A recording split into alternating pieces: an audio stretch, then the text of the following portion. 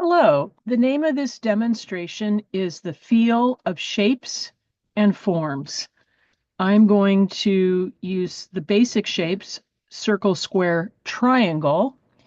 And what do I mean by the feel of shapes and forms? Well, I'm just going to start. I'm going to start with the circle, and I'm just going to keep going around and around to get the feeling of circle, to get the feeling of that shape, which is continuous. It's rather soothing to draw this circle. And I get into a loose flow. So this is going to become part of our drawing practice. Okay, so I'm going to do it again. Loose circle. Let me go darker. Okay, now how do I take a flat shape and turn it into a form? So I'm going to put a cross mark here. Actually, I'm going to go bigger so you can really see this. Okay. Cross mark here and here. And I'm going to put a dot where this horizon line crosses the circle, intersects. Okay. And then from this line to this line, I'm going to make a series of curved lines back and forth. So it almost looks like one of those toilet bowl balls or kind of a bingo, whatever that thing is. Okay, then I'm going to do the same thing. I'm going to put a dot at the top and bottom vertices, and I'm going to go back and forth this way. So what I'm doing is I'm creating, um, it's almost like a welded armature if I wanted to do a welded structure of something that was like a globe. Okay, so now I'm beginning to create this illusion of volume on a flat page. And then I'm just going to do this quickly. Then I'm going to come in and shade this with a series of values from darkest over to lightest. And I'm going to use the side of this jumbo pencil I have, and I'm just going to go back and forth over those curved lines, getting progressively lighter as I get over to the other side.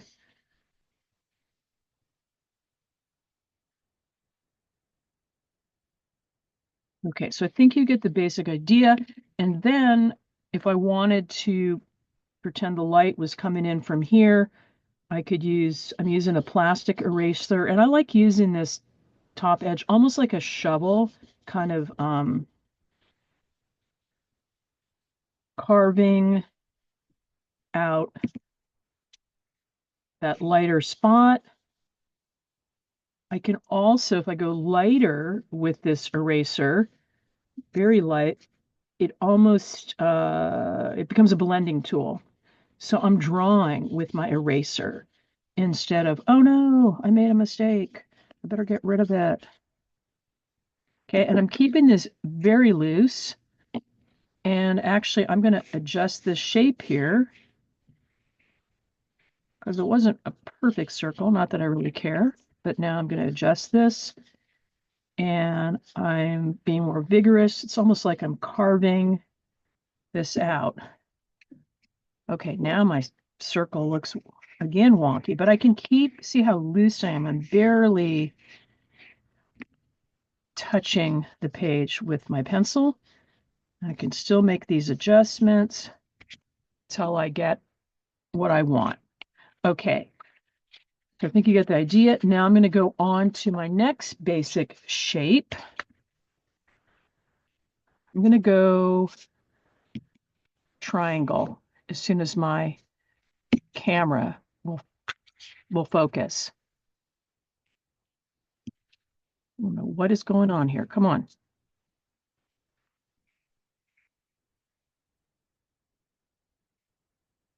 Okay, there we go. Whew. All right. Okay, so now triangle. There's a flow. I'm going to go around and around again to get the feel of triangle.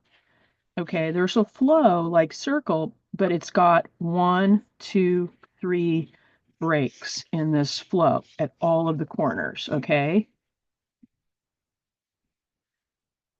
Triangle, like a pyramid, is a very stable shape. Okay, so now how do I take triangle and make it a dimensional form?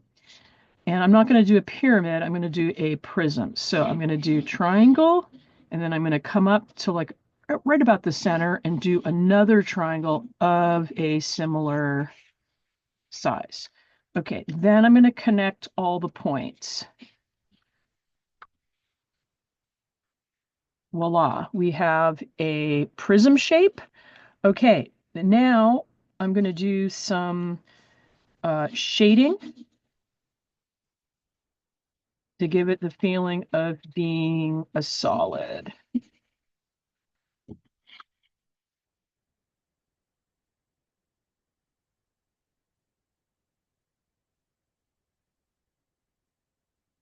Okay, if I want to get rid of these intersections there, I can do that.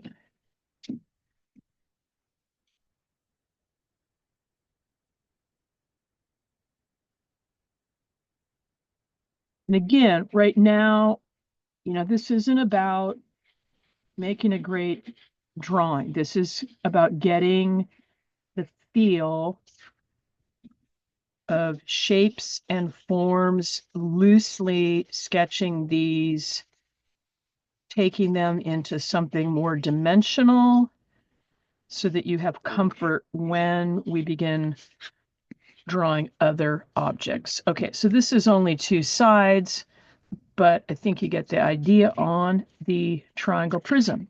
Okay, now square. Okay, so again, I'm going around and around to get the feel of square. Like the triangle, there are 4 breaks at each corner.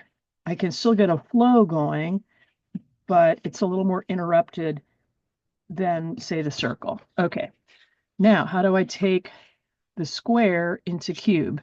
I'm going to have 2 overlapping squares, again, starting at the center here, over, over, over, and then I'm going to connect my corners. 1, 2, 3. Okay, so now I have a cube. I remember doing this in probably 5th grade and thinking, wow, that's so cool. Okay, again, shading, and this is a good opportunity to practice with your pencil values. So we want to have 3 different values here. And I'm varying the pressure. I'm going very light here, a little bit firmer here. And I'll probably go darkest on the front just because I want to disguise those cross-section marks are.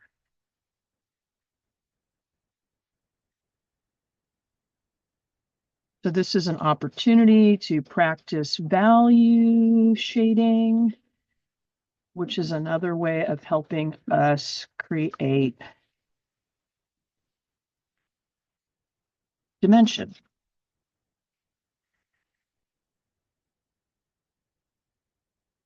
Keeping this very loose. Okay, so I could, go even darker, but that's the basic idea of, in a very fluid way, getting the feeling for shapes and turning them into dimensional forms.